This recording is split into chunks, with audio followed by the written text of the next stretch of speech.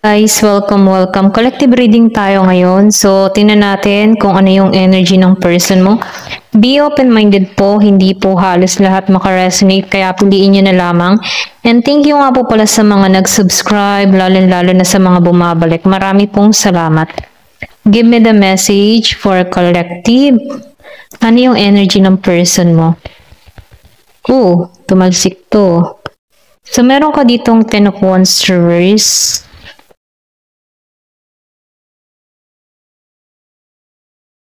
Nafe-feel ko dito, no? Meron ka ditong tao na, alam mo yung tipong ayaw niya ng responsibilidad, okay? Gusto niya palaging magaan lang yung sitwasyon, okay? Ayaw niya ng mga pabigat sa buhay niya. Ito rin nakikita ko. Humahanap siya ng magiging maalwan yung buhay niya, magiging maayos yung buhay niya, ang ganun ano. So, meron ka ditong tao naging wishy-washy sa'yo, no? Hindi siya nagiging totoo or hindi to naging totoo sa'yo. Pwede rin sabihin niligawan ka ng tao neto para maging maalwan ang buhay niya, okay? Kumbaga humahanap to ng makakatulong sa kanyang sitwasyon. Ito na yung nakikita ko. Meron kang tao dito na punong-puno ng kasinungalingan, ano, ito lang nafe-feel ko. Hindi siya nagiging genuine, lalo na sa kanyang nararamdaman, okay? So, nafe-feel ko dito, meron ka din tao dito na arrogante, okay? Siya yung tipo ng tao na hindi niya kino-consider yung nararamdaman mo, okay? Kumbaga, gusto niya, siya lang lagi yung masusunod, okay? May pagka mahilig to magmanipula, okay? Or pwede rin sabihin na siya yung tipo ng tao na masyado siyang maraming ginagawa or marami siyang problema, no, na kung saan ano, nakikitaan ko dito na kaya dumarating tong problema sa kanya kasi hindi siya nagiging totoo, okay, kung ano talaga yung kanyang nararamdaman dito. So, nafe-feel ko rin dito, no, meron dito kang tao na umiwas, okay, or pwede rin sabihin, inawasan mo to, okay. Nakikitaan ko dito, grounded ka dito sa tao na to eh. Masyado mong pinoprotektahan yung sarili mo dito, okay? Or pwede rin sabihin na namumulat ka na sa katotohanan na itong tao mo, no? Wala kang mahihita, okay? Ito lang nakikita ko. So, meron ka ditong tao na Aries, Leo, Sagittarius. Masyado tong maingat, matalino, okay? Grounded to. Or pwede rin sabihin energy mo to, no? Grounded ka para sa tao na to. So, nakikitaan ko rin dito, no? Pwedeng nagkaroon ka ng realization dito sa tao mo, okay? Kasi dito sa King of Cups reverse, siya yung tipo ng tao na hindi siya emotional available, ano. Kumbaga siya yung tipo ng tao na lalapit lang siya sa'yo once na may kailangan to. Ito lang nakikita ko. Once na may mahihita to sa'yo or may magkakaroon siya ng benepisyo sa'yo, okay? So, siya yung tipo ng tao na mamahalin niya yung tao once na meron siyang mapapakinabangan dito, okay? Kumbaga, itong tao na to, hindi siya marunong magmahal, ano. So, nafe-feel ko dito na mas pinaiiral nito yung pagiging niyang practical or pwede rin sabihin, mas pinaiiral nito yung kung ano yung makukuha niya sa'yo, okay? Bago niya mahalin to. Parang ganun siya, no? Ito lang nafe-feel ko. So, nakikitaan ko dito na hindi to totoo sa kanyang mga nararamdaman, okay? Pwede rin sabihin marami tong option, marami tong kinagigiliwan na ibang tao, okay? So, nafe-feel ko dito na unavailable tong tao na to, lalo na sa pagpapahayag ng kanyang nararamdaman. Hindi siya romantikong tao. Ito lang yung nakikita ko, no? Give me the message. So, meron ka ditong kadiling na Scorpio, Cancer, and Pisces, okay? So, nakikitaan ko rin dito, no? Pwedeng nabuksan yung kaisipan mo sa tao na to, no? Pwedeng marami ka nang nakikitang red flag dito sa tao mo, okay? So, nakikitaan ko dito na itong tao mo, gusto nito ng bagong simula sa'yo. Ito lang nakita ko, no? Gusto niya ng bagong beginning sa'yo. Pwede rin meron tong natutuklasan sa'yo or pwede rin sabihin na meron bagong nangyayari sa'yo dito na kung saan ano, nakikitaan ko dito na nagkakaroon na to ng kaliwanagan or pwede rin nabubuksan ang kaisipan ng tao nito, no? Ito lang yung nakikita ko. Give me the message. Ano pa yung mensahe? So, meron ka ditong Gemini, Aquarius, and Libra. Pwede rin sabihin sa habang panahon na hindi kayo nag-uusap or meron tong nabalitaan sa'yo, no? So, nakikitaan ko dito na gusto niya ng bagong simula sa'yo, no? Gusto niya mahatak muli yung energy mo dito. Ito lang na-feel ko. Give me the message. So, nakikitaan ko rin dito, hindi to balance itong tao mo or pwedeng sabihin, nagkakaroon ka dito ng realization na once na nakasama mo tong tao nito, mahirap, yung tipo na hindi balanse, marami siyang hatid na problema sa'yo, pwedeng nabubuksan na yung kaisipan mo dito or pwedeng sabihin, nagkakaroon ka ng realization dito, So, marami kang nakikitang mali dito sa tao mo. Okay? Give me the message. O, di ba? So, nakitaan ko dito, marami ka talagang natuklasan dito sa tao mo. Ito lang nafe-feel ko, marami kang nakitang mali dito sa tao mo. Pwedeng ginising ka dito or pwedeng sabihin, inilahad na dito sa'yo, paunti-unti, na nakita mo kung ano talaga yung intention ng tao mo.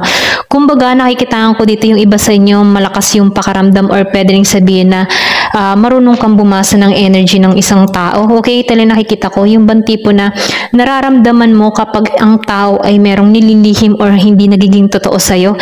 Ito lang nakikita ko, meron kang ganong katangi, So, meron ditong naganap nung August ng first quarter. Okay, meron ka ditong natuklasan sa tao na to.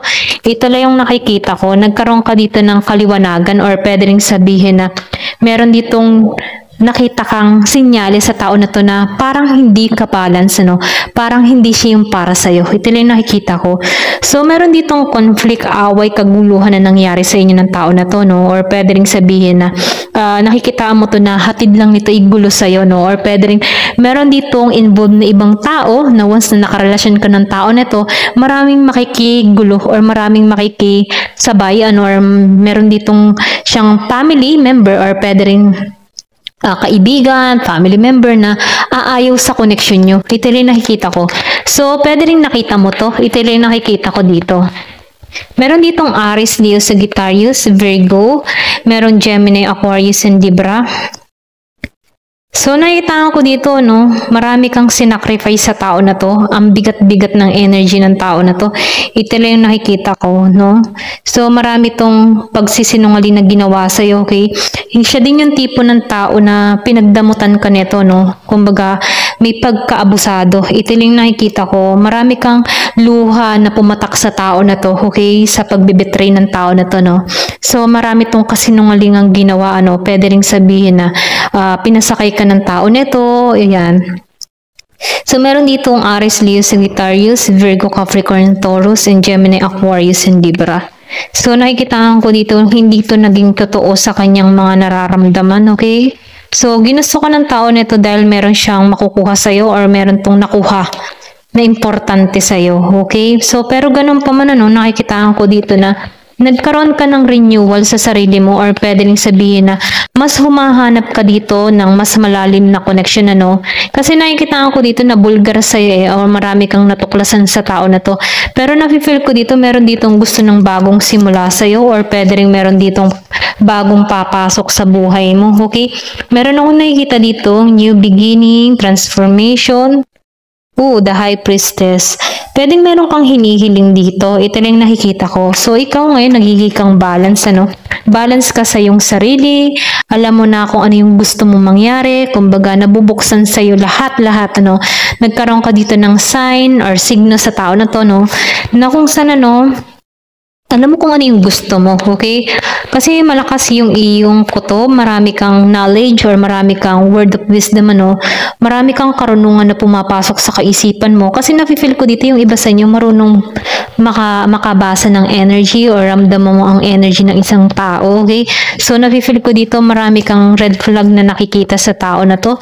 Pero nakikitaan ko dito hindi mo pinansin or hindi mo pinagtuunan yung red flag nito before, Ito na yung nakikita ko. Marami ka na nakikitang senyales dito sa tao nito, pero isinambahala or sabihin natin, isinantabi mo to, okay?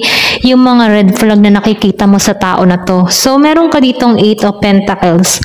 So, yung iba sa inyo nakikitaan ko rin dito, meron kang mga pinag-aaralan, meron kang mga pinaplano, or pwede rin sabihin, marami kang pumapasok na idea sa kaisipan mo na kung saan ito yung tinatrabaho mo, So, yung iba sa inyo, nafe-feel ko dito, meron ditong business, or pwede rin sabihin, meron kang tinatrabaho, meron kang pinag-aaralan, na meron tong hatid na tagumpay sa'yo na makakatulong sa sitwasyon mo, Kung meron kang mga talent, kung meron kang mga talent, ayan, nakikita ko dito na magdadala ito ng kaperahan sa'yo. Ito lang nakikita ko, give me the message. So, kung tatrabahuhin mo to, maigi, magdadala to ng malaking biyaya sa'yo. Ito lang yung nakikita ko. Give me the message. Page of Cups. So, nafe-feel ko dito, no? Meron ka ditong tao na pwede rin sabihin na kasi dito sa Page of Cups para siyang young energy, hindi nagiging seryoso. So, nafe-feel ko dito, meron kang taon na malakas yung charming siya or malakas yung charm niya dito. Pero nafe-feel ko dito na wala pa tong ginagawang hakbang, Ito lang nakikita ko. Mas priority nito yung yung sa sarili niya. Ito na nakikita ko. Mas inuuna niya dito yung kanyang sarili, okay? So, nakikitaan ko dito na yung iba sa inyo mas pina-priority na lang yung kanyang kabuhayan. Merong Scorpio, Cancer, and Pisces, Virgo, Capricorn, Taurus, Aries, Leo, Sagittarius. Meron din Gemini, Aquarius, and Libra. Gusto nitong kumawala. So, nakikitaan ko dito, wala pang pag-uusap, wala pang pakikipagkasundo na nangyayari sa inyo. Page of Pentacles. Pero ganun pa man, meron ka ditong tao na namumblema. Marami tong problema. Ito lang nakikita ko. Maybe kaya hindi to tumutuon sa'yo, marami tong problema kinakaharap. Lalong-lalo na sa usaping pera. Okay? Pwede rin sabihin na nabibigo to ngayon. Okay? Ito lang yung nakikita ko. Meron tong kabigo ang kinakaharap. Okay? Pero nafe-feel ko ikaw, mas naka-priority ka ngayon sa kinabukasan mo, okay? Sa pentacles mo. Ito lang yung nakikita ko sa'yo. So, yung iba naman sa inyo, nakikita ko dito na ayaw mong makipagkasundo sa tao na to, okay?